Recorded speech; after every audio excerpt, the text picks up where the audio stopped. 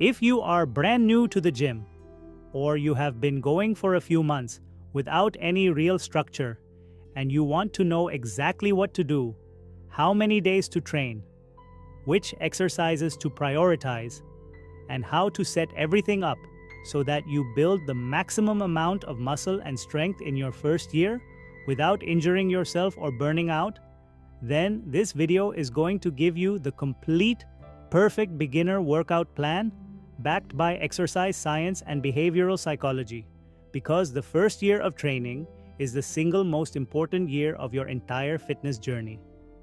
It is the year where your nervous system undergoes the most dramatic adaptations,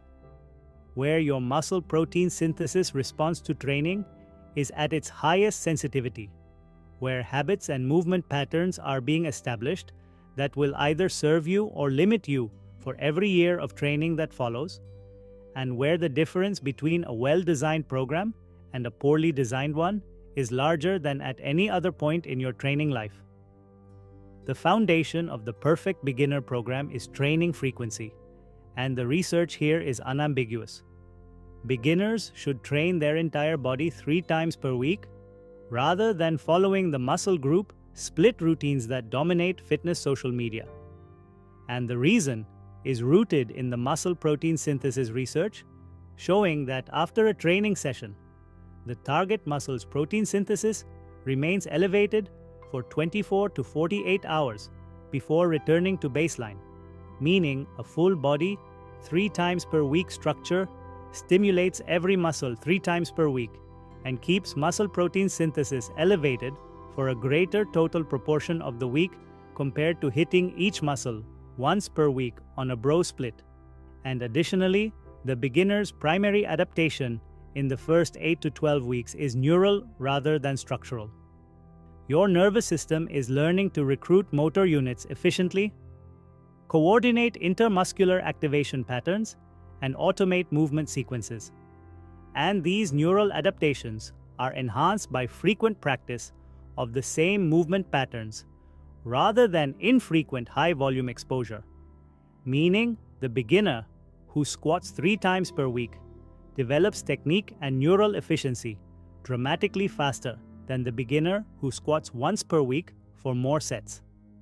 The specific exercises that belong in a beginner program are determined by 2 criteria. They must be compound movements that load multiple large muscle groups simultaneously to maximize the systemic hormonal response and total muscle stimulus per unit of training time. And they must have a clear and straightforward progressive overload pathway that allows you to add measurable load every session or every week for months before reaching a plateau. The 5 movements that satisfy both criteria completely are the squat, which trains quads, glutes, hamstrings, and core simultaneously, and has a progressive overload pathway that can last years. The hip hinge, either a Romanian deadlift or a conventional deadlift depending on your mobility, which trains the entire posterior chain, including hamstrings, glutes, and erectors, with the same long-term progression capacity. The horizontal push,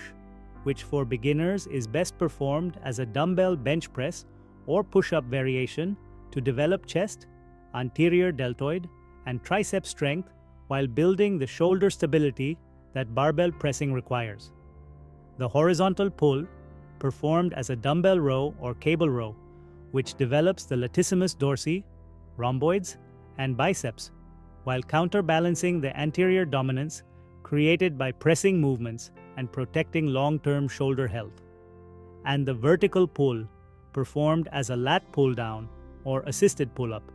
which develops lat width and the upper back musculature that creates the V-taper appearance most beginners are training to achieve.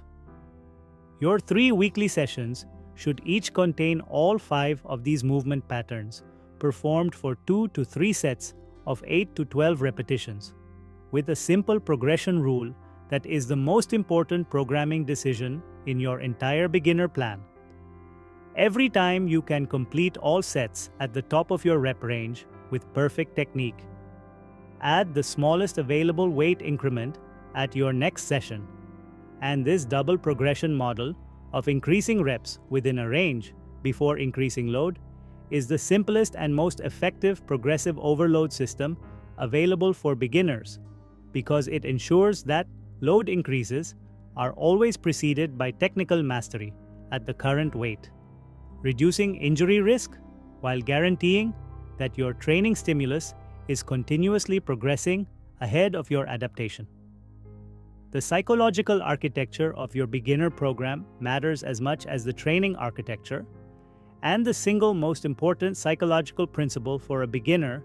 is what behavioral scientist B.J. Fogg calls the minimum viable behavior.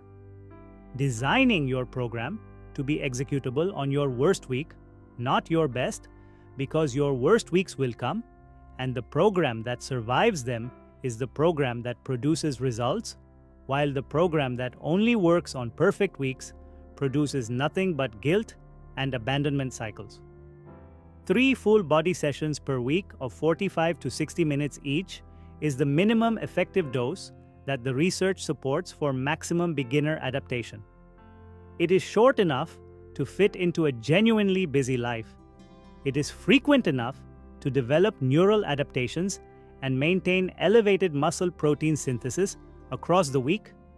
It is simple enough that you can master the 5 movements quickly and begin progressing load within your first 2 to 3 sessions. And it is structured enough that you always know exactly what you are doing when you walk into the gym, which eliminates the decision fatigue and aimless wandering that keeps most beginners from ever developing training momentum. Follow this plan for 12 consistent weeks, track every set and every weight, add load every time you hit the top of your rep range, protect your sleep and eat sufficient protein from whole food sources, and at the end of those 12 weeks, you will have built more muscle, more strength, more movement competence, and more training confidence than most people build in their first 2 years of going to the gym without a plan.